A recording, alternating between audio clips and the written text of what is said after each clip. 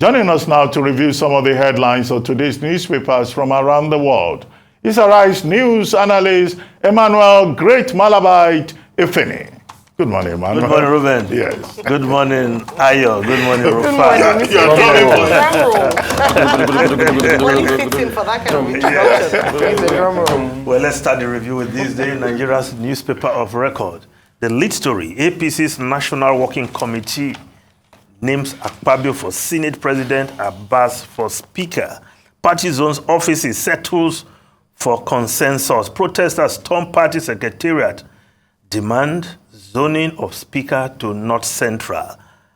At induction, senators-elect reject imposition of candidates. Kalu Rights Party senators-elect says is in the race that Orji Uzor Kalu, Senator Orji Uzor Kalu, now the APC, as widely speculated. The Senate president has been zoned to the South-South, and Akpabio, Godswill Akpabio, is the pick for that position. And Honorable Abass from the Northwest is the speaker choice of the APC and the hierarchy. And of course, that has a stamp of the president-elect Asiwaju Bola Ahmed Tinubu. For the Southeast that has clamored for the position of the Senate president, well, as Ruben will put it, they've been left with the short end of the stick.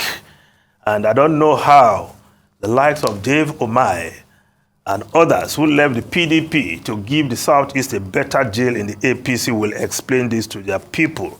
But for the South-South, it's an upscale if they pull this through, because the last time around, the South-South had a deputy Senate president in Senator Ovie Omagege from Delta Central, and this time the South-South will be having the Senate presidency.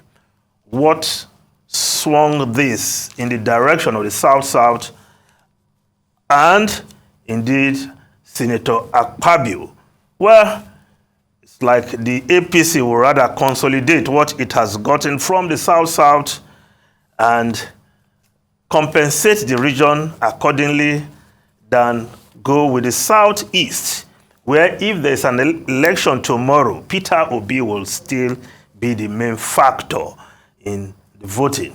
Well, those who say try and bring the Southeast into the equation, because don't forget that before the presidential election, there was a general clamor that power should shift to the South, not just the South, but to the Southeast. But not all are in agreement with this zoning formula, principle, call it whatever. The Guardian newspaper is reporting discontent as aspirant minority caucus reject Akpabio Abass. Now, the Daily Trust also reporting this story. Tribunal, no, not, yes, other stories now. Now, the Punch newspaper, Tribunal, Tinubu Atiku, Obi's legal battle commences. PDP, APN's petitions, pre-hearing holds today. Labour Party's case, Wednesday. Tribunal, once lawyer says those who deserve justice will get it. It's an assurance being given by the tribunal. Of course, that's why the courts are there, to give justice to those who deserve justice. Nothing more, nothing less. And of course, the Vanguard newspaper also reporting presidential election petitions avoid technicalities, delays. Court warns parties, lawyers. Sitting starts amid tight security. AA withdraws petition against Tinubu INEC. Yes, the AA party had to withdraw their case yesterday because the factionalization of that party was even brought to the court yesterday when two different lawyers appearing for two different factions, but at the end of the day, they had to withdraw their case because theirs was a case of a claim that INEC accepted the wrong candidate.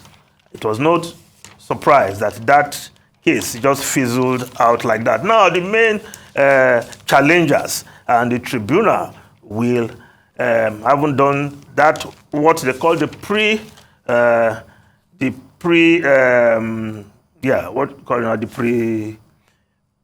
pre-hearing for the main battle. Now we'll see how that pans out. Yes, as for the clamor that it should be televised as requested for by Atiku Abubakar and the PDP, well, it will be nice to have Nigerians view what is happening in the court. But again, that will be at the discretion of the judges, and we'll hope to hear from them. Now, the Daily Sun newspaper, yes, the Daily Sun newspaper, opposition parties group kick as APC zones National Assembly positions. Now, the Business Day newspaper, the Buhari Legacy series, Nigeria's oil sector needed deep reforms. Buhari hesitant. Of course, an analysis of the oil and gas sector within 8 years of Muhammadu Buhari's stewardship as president and Minister of Petroleum Resources showed that while he largely met a bleeding, he went in and twisted the knife in the wound due to an inability to enact deep reforms. I'm sure that will make an interesting reading. Now, the foreign newspapers quickly. Now, the Times of London, thank you, each and every one. The King Charles, is thanking everybody who made that coronation a grand success. And he pays tribute to the nation, and as officials' portrait is released. Yes, the official portrait of the king is seen there. Now, if we look at the New York Times, yes, this story tickles me. Dublin Library removes name of an enslaver. Yes, the philosopher George Beckley, his name has been removed.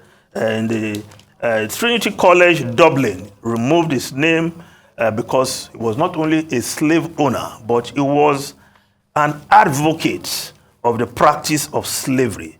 I think we say little gains, the crusade against that crime against humanity, the crime of slavery, which happened. Of course, the name of Joseph Beckley has been removed. Of course, he's a well-known philosopher, and one of his works will still be studied in the place. His books will be kept in the library, but that gesture of removing his name because is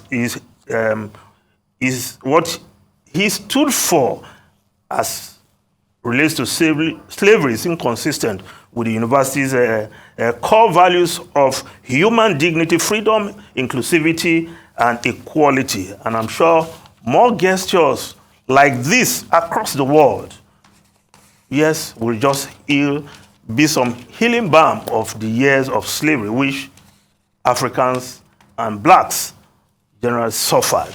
Ruben, Rufai, and Ayo. Consolation that they are not beyond the politics, heritage of slavery, talking about removing the books of George Beckley, yes, from the reading list. George Beckley, Irish philosopher, known as Bishop Beckley, proponent of the theory of immaterialism. Immaterial. You know, well, you are a philosopher, so so I took more than passing interest on that story. In our philosophical problems and analysis class many years ago. Okay, so I mean, knowledge is one thing, politics is another thing, and people, have the right to continue to have access to the significant knowledge that he has contributed to the growth of epistemology, particularly in this century. Okay, that's that about that. The second thing, I would like to ask you about this politics of choosing the leadership of the National Assembly. You have always said, if the APC is not careful, they could face a 2015 situation. Scenario, Are you still insisting on a 2015 scenario as a possibility? Well, it is not impossible because we have 68 senators who have signed up for a different agenda. But as Ali Ndume stated yesterday during Arise News prime time, that the people backing Akpabio, they have 65. Well, 65 plus 68 has gone beyond the 109 members. So, as some members playing double game, But again, if there are so many people who are not satisfied within the APC ranks, then of course it means there's an opportunity there for the opposition parties to just poke one into the eyes of the majority party, the APC. And I will not be surprised if that were to happen. And of course, for the House of Representatives, it's even more dicey because opposition put together, they have that higher majority than the ruling party that has the majority of 175 or 177 thereabout. So APC had better watch it. Watch their back. Whoever emerges as the leader, either the Senate or in the House of Representatives, we want a House, a Senate that can stand up and defend its independence and, of course, do the business of checkmating the executive and ensure that it's the greater good of the greater majority of Nigerians that they pursue. Okay. Thank you so much, Mr. Ifeanyi. We're out of time. Thank you. But I'm sure we'll continue to discuss this further, as this is not the end at all until June when the House is inaugurated.